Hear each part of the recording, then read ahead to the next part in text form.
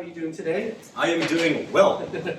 As usual. Good to see everyone filtering back into the office. Yeah, it's been great with all this the virus thing going on. I think it's a little bit more calm outside. Yes. Yeah. Glad we run a digital business. Yeah, actually, I've been working remotely from home, and Yes. it's same as usual, right? Yes. Just getting things done. I don't know. Today, I just want to spend some time just talking and kind of updating our viewers about Fusang, right? Yeah. And maybe for those who don't know about Fusang, just want to perhaps have you describe a little bit about Fusang's business because it's changed quite a bit over the years. Yes. So maybe you can kind of dive deep into that, and our viewers can learn a little bit more. Look, I mean, Fusang's mission today is to enable what I call stakeholder capitalism. And we do so by building Asia's first digital stock exchange. I'll talk a bit about what that means. But I'm excited about that because I think that in today's world, there's just a lack of alignment. Right? We see that everywhere we turn. And we see communities in conflict because you have all these different stakeholder groups and nobody can agree. And we see so much division in society where different groups of people just don't even understand each other. And I think we can all feel that going on in the world today. We all have this sense that, I don't know, we're not all marching in the same direction. Yeah. And I see that in a lot of companies as well. I think we've all had experiences working for companies or organizations where we don't really feel like we're part of the team. Or we don't really feel like the company is looking out for us as employees or us as customers. We have this us versus them mentality. And I think at the very core, what Fusang is trying to do is to create that alignment. We want to create alignment between companies, our customers, our communities, because we just think that that world is a better world. And we think that digital can uniquely enable that. Right. Yeah, I think reflecting in the past of the companies I joined, such as IBM, I mean, it's really, even for an employee going into a company, you've got a job, you're getting paid to do that. But it's very true. They might have benefits and whatnot to make sure that you're covered by insurance, but it's really hard to then feel part of the company because honestly, it's an at-will employment. You feel like if you're not doing well, you go out. You don't really get involved in a lot of the discussions of where the company is going. So I think it's for certain, even with the vendors themselves. We got to cut costs. We just cut them out, right? Exactly. And I think it creates this whole environment where it's like, oh, we don't need you, or we're your friends if we need you. You're on our side, and if not, sorry, see you later. Right? And we call it, we have human resource departments. Right. Like the people that work in our companies are just cogs in the machine. Yeah. And this stems back to once upon a time where companies had physical capital, you had machines, and you had people, and they were just ways of you getting things done. You didn't really view your people, you just viewed them as another resource. Right. And the world doesn't work that way anymore. Yeah. When we hire people, we talk a lot about, I like to call them hardworking problem solvers. Yeah. That's what we need most of all. We don't need people, especially as a startup, who come in and say, hey, you give me a list of things to do, and I'll do it for you. Right. We need people who can take the many big problems that we're trying to solve and help us come up with ways of solving them. And I think that the only way that those kind of highly intelligent and motivated people are willing to join a company today is if they really feel like they're part of it. Right. And it's not just money, right? Money is probably the worst motivator.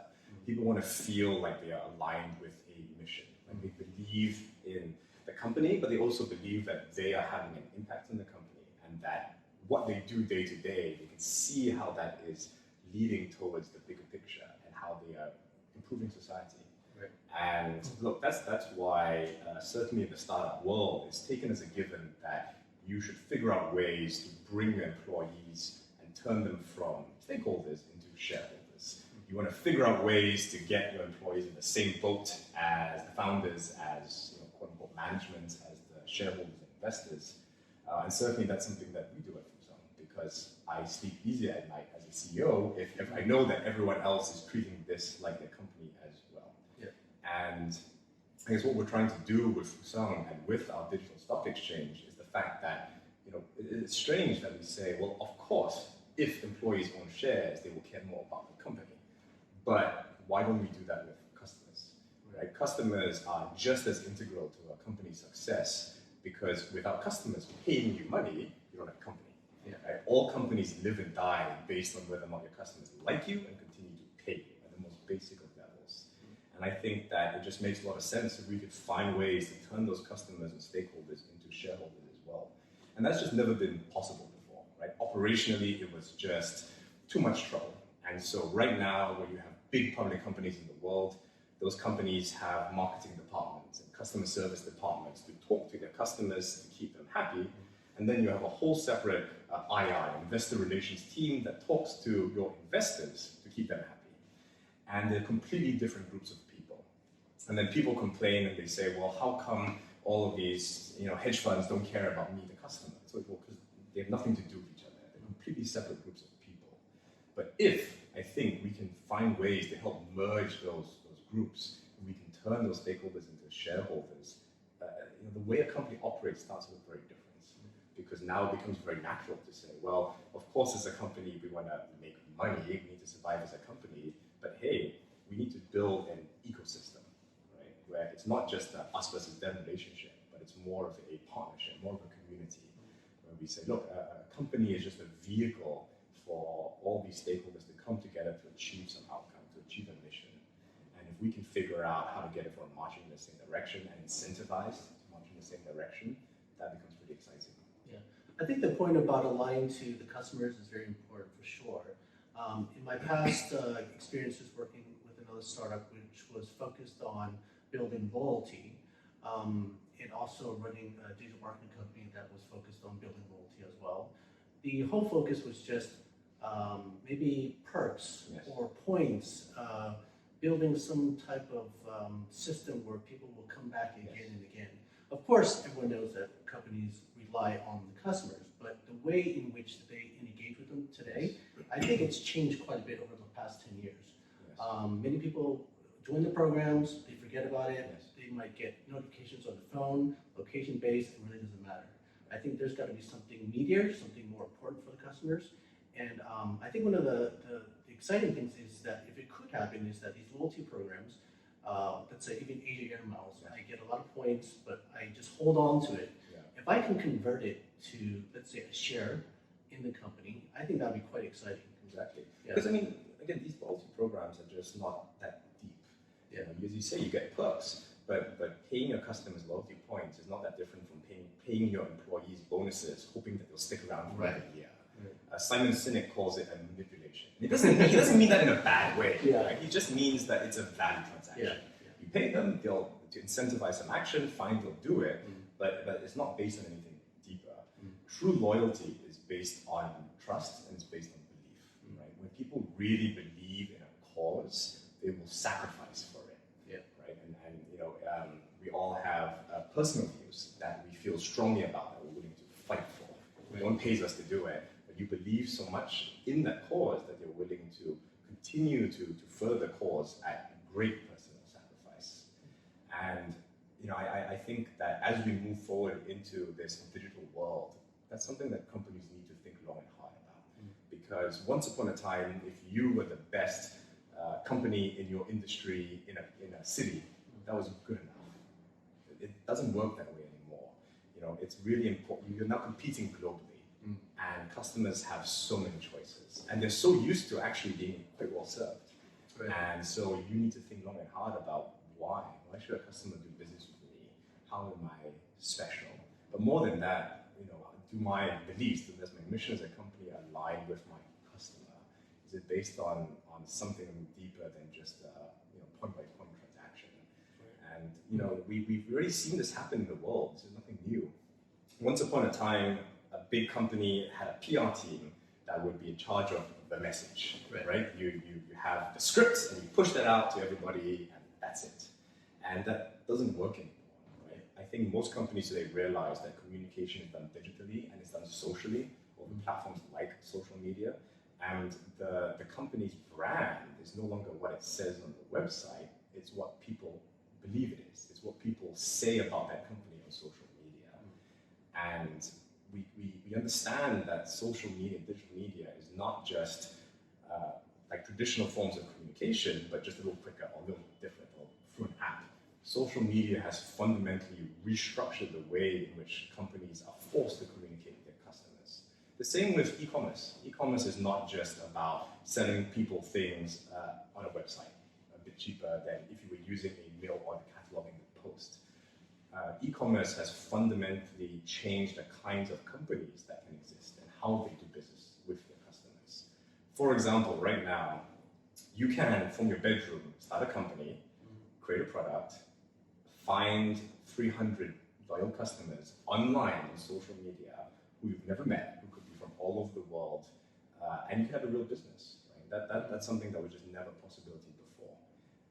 But somehow that stops at the selling side of things. You know, companies always have two sides of the balance sheet, and we understand that in our interactions with customers, it has to be this dynamic where we go direct to customer. But somehow, when it comes to raising money or ownership, right, those same very social, very online, very digital companies need to go talk to a bank or a VC firm, and nothing's changed. Right? It's still a very traditional paper-based process where you have these intermediaries, kind of like back in the day when PR was all based on intermediaries. And I'm really excited to see how the Fusang Exchange will help transform that relationship by allowing companies to go direct to stakeholders, they call it, and allowing the stakeholders and the customers to invest directly into their companies. Well, going back to, you mentioned stakeholder capitalism, right? So maybe perhaps dive into what that means for Fusang and what it means to how it can transform businesses. Yeah. I mean, look, today, most capitalism, certainly in public markets, big public companies, are based on the precept of shareholder capitalism. Right? We do whatever maximizes shareholder value. That's what a CEO is supposed to do. Legally, right? I, as a CEO, have a duty to my directors with a duty to their shareholders, a fiduciary duty. And people forget that when they complain about the kind of actions that company management takes, but you are legally obligated to act in that way. I think there's a shift going on in the world today. People understand that good companies are no longer, as I said, about an us versus them transaction. It's not about the company trying to get money from their customers. It's about the company trying to genuinely add value to the customers' lives and build that community. And the best companies in the world, and I think actually the biggest companies in the world, are ones that do that very successfully. And that's why at Davos this year, the big theme was stakeholder capitalism, talking about how there needs to be a shift in thinking from just let's satisfy our financial market investors to, hey, we're all in this boat together, right? And if a company doesn't think about their stakeholders, they're not going to last very long. So what can you do? A lot of people are focused on things like ESG, which I think are incredibly important. And a lot of people are focused on, hey, how do you serve customer needs, which again, I think is just fundamental to how a company operates. But what I don't think enough people are talking about is the idea that, well, what if you could take those stakeholders who don't feel like they're part of these companies right now, they're not really brought into that community, and if you could turn them into shareholders and really find ways to engage them, that completely redefines that relationship. Yeah. I mean, with this shift in mindset, do you think the shareholders today, do they see that opportunity to improve business, or do you think they fear it? They fear this change? I actually think that there are not that many people are shareholders of a lot of companies. Okay. You know, our lives today are run by companies. Mm-hmm. If you sit down and think about it, the things that run your life, the things you touch and feel every day are companies, they're corporations. And we use their products because we think that their products make our lives better. And I'm willing to bet that when the average person sits down and looks at where a majority of their financial net wealth is invested and the companies that they actually use every day, the brands they know and love, they're two completely different groups of people. A lot of times, if people do invest in public markets, which is becoming rarer, certainly for people on the age of 25, or millennials have zero public market investments. But if they do, they will talk to their banker. The banker will offer up the latest hot stock, and that's it. They'll make an investment, that stock will crash, and then they'll wonder why. And it's like, hey, you didn't know anything about that company. Right? You heard about the name, you decided to invest, but you don't touch that company every day, you don't feel it. Whereas we all have companies that we feel, right, where we interact with every day, and you know if they are a good company or not. You can have direct experience. It's just that in the past, those companies never had a mechanism or a platform to actually turn their stakeholders into shareholders. It was, if I wanted to raise money in the private markets, I had to go talk to my friends, or maybe I would go talk to a venture capital firm, for example. And then at some point, if I was big enough and lucky enough, I could do an IPO, and then maybe members of the public could invest, but still not directly, right? For almost every major public company in the world, it's not that you can go to that company's website and buy the stock. Yeah. You got to go talk to a broker, an intermediary, and then they'll make a trade on the stock exchange. The process is very removed and very slow for today's digital world. And if we can change that and allow people to invest directly into those companies, if I could go to a company website and see their offering, their stock, their IPO, and invest directly, again, I think that radically transforms the relationship between companies and the stakeholders. Right. Well, you mentioned about millennials not really being invested in the public markets, or just savings in general. I talk to a lot of people in general, friends, family, and we talk about investments or what they do with their money. A lot of people really don't do anything. They're holding in cash, perhaps earning some like 0.5% or less in a bank account. Maybe buy some properties. And what do you think is what's the issue? Why are people so fearful about investing money into? I think it's because they don't know. They don't touch any of their potential investments. Yeah. And I think they're actually very right to do so. Would I invest in some company who I've never been a customer of, I don't really know anything about, just because I've heard about it from some banker? I actually don't think that's a good idea. Warren Buffett doesn't think that's a good idea. Right? Yeah. Warren Buffett says, invest in your circle of competence. Mm-hmm. You should find out the companies that you know about, that you have some kind of informational edge, and you should invest in those companies and only those companies. So I actually think a lot of people are being quite rational when they say, I don't want to invest in random companies traded on the stock exchange because they don't know about them. Right. But those people, if you are offered the chance to invest into the businesses that you use, the brands that you love every day, I think that becomes very different. Yeah. And if you look at a lot of statistics, one of the top owned investments for a lot of global millennials under the age of 25 is Bitcoin. Yeah. And I think a large part about why that is because of access. Despite perceptions, I think a lot of people, especially the younger generation, are more comfortable making investments digitally than they would be going to a traditional paper-based broker and having to fill in some forms and going through that process. Yeah. The same way that most of us would much rather use an app than have to go and talk to someone physical these days. And that's how we interact with most businesses in our life. I don't see any reason why it should be any different for investments. Yeah. And if we can bring the same access to companies, to IPOs, that people right now have in terms of the ease of buying and trading things like Bitcoin, I think that will open up a whole new plethora of opportunities for people to invest in. Okay. So let's go back to when you first opened up, you talked about Fusang being the first digital stock exchange, right? So, I read this article the other day about CZ from Binance saying that he thinks that anyone in the world can open their own exchange.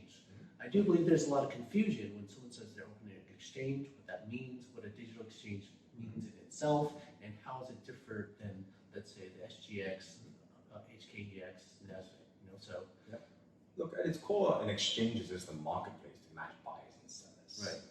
And if today, most cryptocurrencies are not regulated. So if you want to trade Bitcoin, whatever, right? You do whatever you want. But once the instrument that you're trying to trade is a stock or a bond, then it becomes a very different ballgame. Then in almost every country in the world, that becomes a highly regulated activity, and for good reason. Regulators are trying to look after the interests of individual investors. They want to make sure that if they buy into an IPO, they know what they're getting. They want to make sure that there's a level playing field so that we all have the same information and there aren't a special group of insiders, for example, manipulating the markets. Yeah, exactly. And that's why, if as a company you run a stock exchange specifically where you list and trade public companies that people can invest into, that becomes a very highly regulated activity. And that's why Fusang has been so focused on becoming regulated as a full-fledged stock exchange, but also why we're so focused on our role as that exchange, and why we don't do things that perhaps a lot of other people in the industry do. That's part of the reason why Fusang will never trade in a stock on our own exchange. We can't. It would be a huge conflict of interest. Right. Our job is to run a clean and regulated marketplace, and that's it. Okay. Well, the exchange has Bitcoin and Ethereum. There's potentially more types of coins coming in the pipeline. Yes. What do you foresee? I mean, there's if you go to these other exchanges, there's all of these altcoins and all these other investments. To me, they're just companies that probably won't exist in the future. There'll be zero value, right? Yes. But money are still being put into it. So where do you see that the digital asset space grow beyond cryptocurrencies and these altcoins? I mean, Fusang trades a variety of assets. We trade cryptocurrencies because we think of them as currencies. We want to provide people multiple payment options to move money in and out of our platform. And I think we all have the belief that all assets of value can and will become digitized. And that I just mean that they'll be recorded digitally. Not a lot of people realize that almost every company in the world today, the share certificate of that company looks exactly the same as the share certs of the East India Company from a few hundred years ago. Nothing has fundamentally changed about that form. And I think that can and will change with digitization. That said, the underlying assets don't change. And the question is always, what are investors getting exactly? And Fusang's focus is on being able to list and trade real companies, real stocks, and opening up access so that the stakeholders of that company can actually invest. A lot of digital tokens you see floating around, people kind of link them to companies. They don't actually have anything to do with that company. You're not buying stock. You're not buying anything, really. You're buying loyalty points, as you said earlier, which is fine, right? And there are interesting use cases for that as well. But I think people need to be very clear as to what they're getting. With Fusang, for example, we want to find customers, users, investors who genuinely want to become part of our business. And we want to find ways of, again, incentivizing those stakeholders and turning them into shareholders. And that's why when we run things like a referral program, we issue real shares to those people. These are the same shares that all of the founders and investors own. Because we think that if you want a part of business, you should have a part of our business. Yeah. And that's something I think we do pretty uniquely. Yeah. I do see an angle here for these companies. Perhaps it's too cumbersome, too much friction to actually go through a traditional IPO, right? Yet they've got a strong loyalty base. They've been proven revenues coming in, but they need to grow. They need to grow in let's say they want to grow just based in their own country or to other countries and expand. What do you think is, I guess, the criteria? What do you think would be the ideal type of company coming on board to get listed? I think the ideal kind of company is a company that believes in stakeholder capitalism, that wants to that really has that very strong stakeholder base and wants to find ways of turning them into shareholders, who wants that mechanism. Right. The kind of company who says, you know what, I have thousands of loyal customers. If I can just find a way to let those customers invest into my company, I'll have a pretty good business. Yeah. And not the kind of company that says, yeah, I just want to raise money from some faceless group of people who honestly don't really care about them. I just want to have cash in my pockets. And that's why I think the as you call it, the ICO space, the altcoin space is so messy, precisely because I often see those very same companies, at the same time they're selling their digital token to people, they're also selling their shares to people. They've got institutions that they are raising capital from. Some of these companies are even trying to get listed on traditional stock exchanges. And my question is always, why? Right? If you run a digital exchange, why are you not listing your shares, the same shares that your founder, your CEO owns on your own exchange? Right. Is it because you think those are more valuable and you want to keep them for yourself and you want to sell your token to someone else? Or what is it? Yeah. And like I said, with Fusang, we strongly believe that that valuable assets are our companies, their shares, right? And you want to own shares in businesses. Yeah. And we think that we can enable that. Yeah. So to clarify, I think this terminology of token has been used these past years, especially in the time of the ICOs, and it would represent something, right? So membership into a program, some access to some information, to whatever that might be. But I think in our case, actually, a token actually equals a share, one share, right? So most tokens we see are literally like airline miles. Yeah. There is no legal right that you have whatsoever. It is just a loyalty point. Right. You hope. And what we are interested in with Fusang is we have built technology that uniquely allows us to convert traditional shares into digital shares. And these digital tokens that we have really are the share certificates of companies. Right? It's not a promise that maybe this links to some other asset somewhere. These really are shares of companies. And a lot of people, I think, believe that companies' shares are probably already digitized. They say it must be, right? In 2020, when I can stream a 4K Netflix video, surely people aren't printing out pieces of paper. And the truth is, in many jurisdictions like Hong Kong, all company shares still are physical pieces of paper. And even when those company shares aren't physical paper and they are digitized, people mean that I've scanned a copy of it. I have a PDF of it. But nothing has fundamentally changed about except the look and feel of that share certificate. It is not it's not a bunch of data. It really is a picture of the share certificate. And it looks exactly the same as the handwritten share certificates were when we first invented stocks. Nothing has changed. And I think that is hugely inefficient. Right? It means that it takes, for private companies, certainly weeks to be able to transfer shares to other people. And because of that, for all those operational reasons, it's just not so easy to become shareholders of a lot of businesses. Right? It's not so easy to rock up to your local business and say, hey, I'll buy $1,000 worth of your shares. And if people were given the opportunity to do that in a way that was convenient, I really think that they would. Yeah, and I believe if I hear you right, then basically it kind of removes the need for a broker. So a broker is able to, I can buy a share of some public stock. All this stuff happens in the back end, right?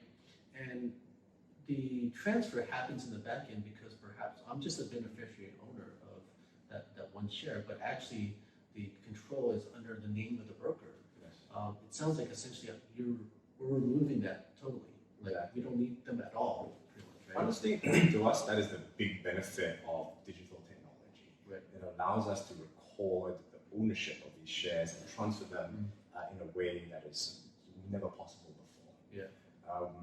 What people are buying fundamentally are just still shares of companies. Yeah. And really, when an investor decides whether or not to buy a share, they need to look at a company's business and say, hey, are they treating their customers right?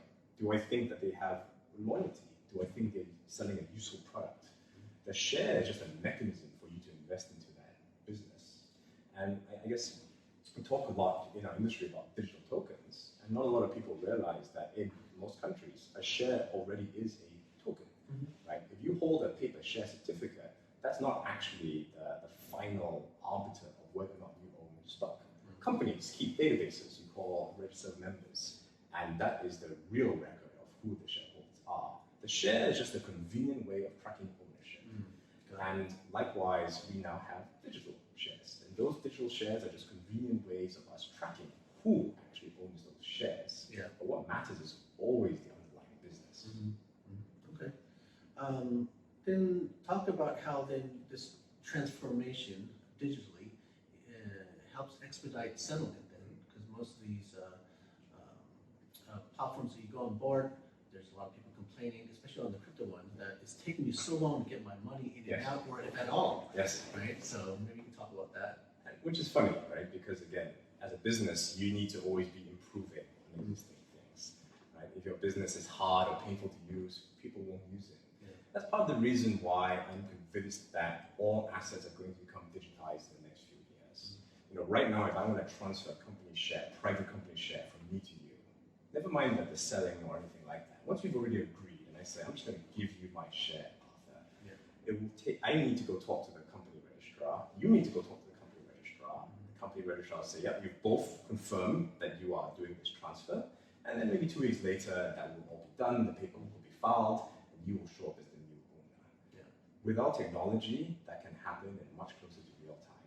Right? Our technology allows it so that when I transfer the share from me to you, our system can track that and can be automatically updated without you needing to tell us. Okay. Like I said, that to me is the single benefit of digital shares. All right. Well, let's go back to the companies who actually want to list on or do an IPO on the Fusang Exchange. what do they need to consider? What's the process for them? Yeah. So I actually think that even before coming to talk to us, Fusang, the first and most important thing is for companies to make sure that hey, you've got a good business for starters, but you actually have thought about your stakeholder base. You've thought about, hey, who's going to want to invest into my business and why? If you can't answer that question, you're probably not a good company in the first place. But if you're the kind of company who comes and says, you know what, I've got this great stakeholder base, I've got this great customer base who really believe in what I'm trying to do. I need a platform so that I can find ways to turn them into investors, to allow them to buy shares in my business. Then for Fusang, the most important thing is transparency. You know, a lot of traditional stock exchanges only want to list big companies. And they do that not because big companies are good companies. They do that for operational reasons, right? They only want to deal with big companies. They don't want to have to deal with the amount of paperwork for small companies. With our platform, with digital technology, it doesn't make as much difference. So we believe that we can support a much broader range of companies. But the most important thing for us is always transparency, right? How do we make sure that potential investors into a company know what they're getting, right? How do they know that what you, the company, claim and what you are representing really is the truth? Right? Because otherwise, just like how companies need to build their stakeholder bases, we